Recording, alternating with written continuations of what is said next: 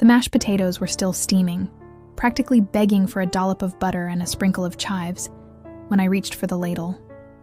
My stomach rumbled a little, anticipating that first creamy bite. But before I could even scoop, my daughter-in-law, Brittany, slid the entire heavy bowl away from me. Her voice, sharp and clear, cut through the usual holiday din like a carving knife. "If you didn't pay, you don't plate." She said it loud enough for the whole table, all 24 of us, to hear. The room went dead quiet. I mean, pin drop quiet. Even the cousins, who were mid-brawl over the last of the gravy boat, froze. I looked at my son, hoping for some flicker of recognition, some defense, but he just stared at the ham like it owed him money, his face a mask. In that second, I didn't yell, I didn't cry, I didn't even blink. I just calculated. By sunrise, I'd booked a non-stop flight to Hawaii, leaving Miss Manners here to feed 30 relatives, because, oh yes, she'd invited more, with nothing but her attitude and a frozen turkey. Stick around, because the fallout was absolutely, deliciously legendary. Hi, I'm Carol. 61 years young, retired nurse, and a proud coupon queen, which, let me tell you, is a title earned through years of dedication. For 28 straight years, I'd hosted Christmas without a single complaint. Turkeys brined to perfection, gifts wrapped with military precision, and carpets scotch-guarded against any cranberry ordnance that might dare to fall. My home was the epicenter of holiday cheer, a place where everyone felt welcome, fed, and loved. When my son married Brittany 3 years ago, I thought, wonderful, a new chapter. I happily handed over the reins, my arthritis giving me a gentle nudge that it was time to slow down anyway. I figured she'd carry on the tradition, maybe add her own flair. Well, Brittany certainly added flair. Her first major contribution to our family traditions was a new rule. Every adult chips in cash for Christmas dinner, or they don't eat. Fair enough, I thought at the time. Times change, and I understand wanting to share the burden. But then this year, she hiked the buy-in to $150. $150, and she announced this 3 days before Christmas dinner, knowing full well that retirees like me budget our money like a game of Tetris, every penny carefully placed. There's no room for last-minute exorbitant additions. I called her, trying to be helpful, offering to bring desserts instead. My famous triple chocolate peppermint pie, which is practically a legend in our family, and a sugar-free apple crumble for Uncle Ted. She texted back a thumbs-down emoji. A single, solitary thumbs down. Red flag, right? I mean, who rejects homemade pie at Christmas? Still, I showed up Christmas Eve with 2 pies, perfectly baked and smelling divine, and a smile plastered on my face, because that's what grandmas do. We show up. We bring love, even when it's met with a digital sneer. I just wanted to be part of the celebration, to see my family, especially my grandson, Leo. Little did I know, that smile would soon be tested. Picture this, the dining room, usually a scene of boisterous laughter and clinking silverware, now filled with 24 people, eagerly circling the buffet. Paper plates, already sagging under generous portions of prime rib and honey-glazed carrots, were being filled. I had just set my beautiful rejected pies on the dessert rack, a silent offering of peace, and taken my place behind my nephew Dylan, who was eyeing the gravy like a hawk. My turn came. I reached for the mashed potatoes, the comfort food of all comfort foods, still wonderfully warm. That's when Brittany swooped in, a blur of faux holiday cheer, slapped a plastic lid on the bowl with a decisive thud, and delivered her golden line about not paying. Gasps rippled through the room. A few awkward chuckles, quickly stifled. Then that suffocating silence descended. My cheeks burned, hotter than the freshly baked rolls sitting innocently in a basket nearby. My grandson, sweet Leo, who's only 5, tugged on Brittany's apron, his little voice full of genuine confusion. Why can't Nana eat? Brittany just shrugged, a dismissive flick of her shoulder, and said, Rules are rules, Leo. Everyone knows that. My son, bless his heart, continued to stare at the ham, seemingly mesmerized by its glazed surface, completely oblivious or unwilling to intervene. It was like I was invisible, or worse, a pariah. I quietly, very quietly, set my empty plate back on the stack. My hands trembled slightly, but I willed myself to remain composed. Then, I simply walked away, past the stunned faces, into the living room, and pretended to admire the fiber optic tree, its artificial glow mocking my internal turmoil. Inside, though, a calculator wasn't just flipping. It was whirring at warp speed. I'd spent 40 years feeding these people. 40 years. Through layoffs, divorces, countless bouts of colic, teenage angst, and every single triumph and tragedy. I'd been the steady hand, the open kitchen, the comforting presence. And now I was exiled, publicly shamed, over grocery money for a meal I'd offered to contribute to in other ways. Exiled from my own family's table. It was more than an insult. It was a profound betrayal. That's when I knew. It was time for a refund. A big one. I didn't storm out. Oh no. That would have given her the satisfaction she clearly craved, the drama she seemed to orchestrate. Instead, I calmly walked back into the dining room, complimented her tablescape, which, to be fair, was quite lovely, if a bit sterile, and even managed a genuine smile for Leo as I kissed him goodnight. His innocent eyes still held a hint of sadness, and that almost broke my resolve. But then I remembered Brittany's smug shrug. I drove home, not in a rage, but humming Jingle Bell Rock, with a surprising lightness in my heart. It was a tune of defiance, of quiet rebellion. The moment I stepped into my own kitchen, a sense of calm purpose settled over me. I poured myself a cup of cocoa, a ritualistic comfort, and opened my laptop. My fingers, usually a bit slow on the keyboard, flew across the keys as I typed, "Hawaii flights leaving tomorrow." There was no hesitation, no second guessing. This wasn't a whim. It was a carefully considered, long overdue act of self-preservation. By midnight, I had a window seat booked, departure 6:15 a.m. the next morning. Return? January 3rd. Plenty of time for them to remember exactly how much free labor, how much emotional support, how much silent infrastructure I normally supplied to their lives. I turned my phone on Do Not Disturb, a blissful silence already descending. Then, with a mischievous grin, I packed one carry-on. Just one.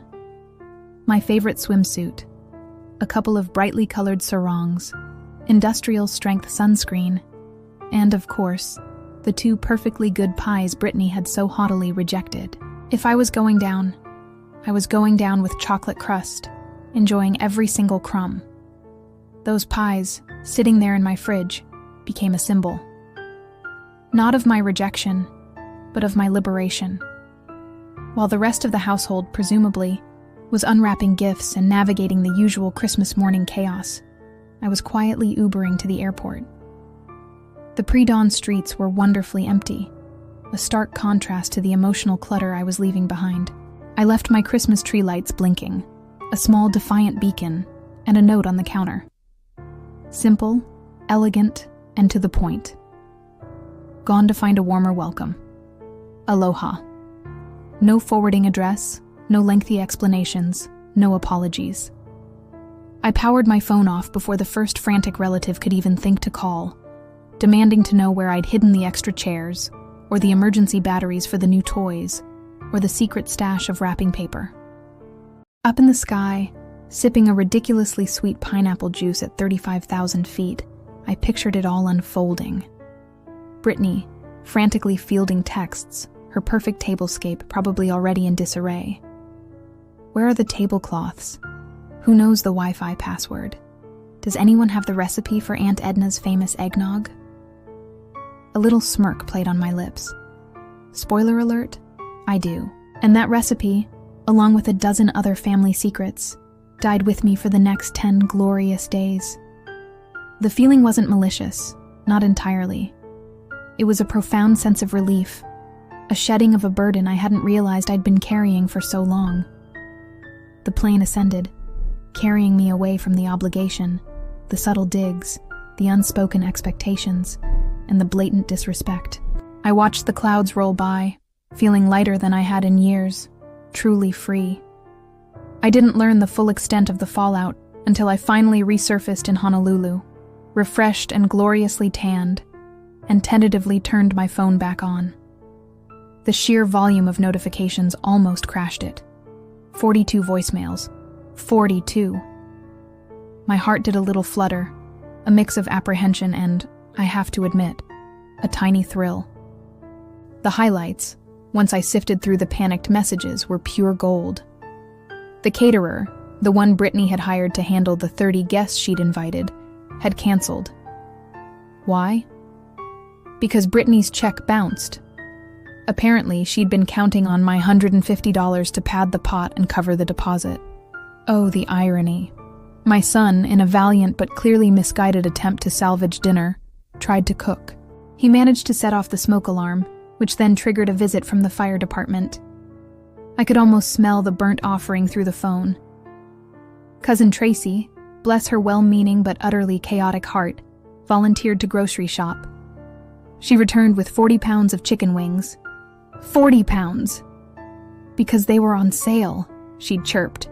Meanwhile, my vegan nieces, who are usually quite mellow, staged a full-blown protest when the only vegetable served was, wait for it, cocktail olives.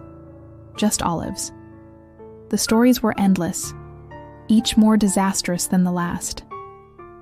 But the one that really got me was Leo. He FaceTimed me, his little face streaked with tears, his voice wobbling. "Nana," he cried, "Daddy says Christmas is broken." My heart, which had been rather hardened by the whole affair, softened a little. I soothed him, promised him the biggest, most colorful Hawaiian souvenirs I could find, and hung up. Did I feel guilt? Maybe 5%. Just a tiny, fleeting flicker for Leo's sadness. But then, the sound of the waves called to me, the warm sand beckoned, and that 5% guilt quickly evaporated under the Hawaiian sun. The beach was calling, and honestly, Brittany had earned every bit of that chaos. By New Year's, the financial and emotional toll on Brittany was, shall we say, substantial. She'd spent over $800 on last-minute takeout, desperately trying to feed everyone after the catering debacle and the chicken wing fiasco. Then there was another $300 renting tables and chairs because, naturally, mine were in my locked storage unit, a place only I had the key to. My son, finally, confronted her. "Maybe," he'd said, his voice probably laced with exhaustion. Charging Mom was a bad idea. Brittany predictably fired back, accusing me of abandoning family, of ruining Christmas. The usual blame game. They're now in counseling, apparently. I sent a postcard from Maui, a vibrant image of a sunset over the ocean. On the back, I wrote, "Hope you're learning to share. Mahalo." Passive-aggressive? Absolutely. Satisfying? Like a perfectly blended Mai Tai at sunset, watching the waves roll in. Every sip was pure, unadulterated vindication. It wasn't about the money anymore. It was about the principle, about the recognition of worth. I didn't plot revenge to bankrupt them. Not really. My goal wasn't financial ruin. I wanted them to notice. I wanted them to truly see, perhaps for the first time, the invisible labor grandmas provide. The endless shopping lists, the meticulous prepping, the soothing of hurt feelings, the intricate scheduling, the quiet diplomacy that keeps a large family running smoothly. It's not just about the turkey. It's about the heart and soul poured into every detail. Turns out, absence isn't just a way to make the heart grow fonder. It's the fastest, most effective way to get appreciation for all that unseen work. Since returning, things have shifted. I've received apology flowers from my son, a rather wilted bouquet, but the sentiment was there. Leo even made me handmade coupons for free dishwashing, which I'm holding on to like precious gold. And yes, Brittany did send a Venmo request. Just kidding. That part, unfortunately, hasn't changed. We're negotiating boundaries now, a process that's more like diplomatic negotiations between warring nations. But it's progress. My new rule is simple. If money buys a seat at the table, then love buys the food. And I've got plenty of love left to share, but only with people who understand how to pass the gravy of respect. It's a lesson I learned the hard way, but one I wouldn't trade. If you've ever felt taken for granted, like your efforts were just part of the furniture, drop a Carol S. Pies before guys in the comments below so I know I am not alone. It's a club, and we've got pie.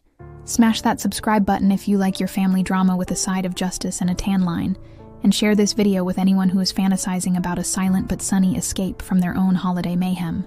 That Christmas, the one where I almost starved, taught me a profound lesson. Dignity isn't served to you at someone else's table. You have to bring your own chair, sometimes even build it yourself. And if they won't make room for you, if they don't value your presence, then you absolutely should fly somewhere that does value your appetite for life. I spent 10 glorious days in Hawaii, hiking ancient lava fields, learning to sway my hips in a beginner's hula class, and eating fresh, juicy pineapple until I thought I'd turn into one. Not a single potato in sight, I might add. I came home rested, gloriously tanned, and oddly enough, profoundly grateful to Brittany. She, in her own misguided way, showed her true colors, and in doing so, she freed me from my own people-pleasing prison. So, here's my final takeaway, my ultimate wisdom from the whole ordeal. Set your boundaries early, pack plenty of sunscreen, and never, ever underestimate the power of 2 perfectly good peppermint pies at 30,000 feet. And if you're watching, Brittany, consider this your official notice. The next holiday menu is potluck. Bring cash or don't plate. Aloha, and thanks for the memories.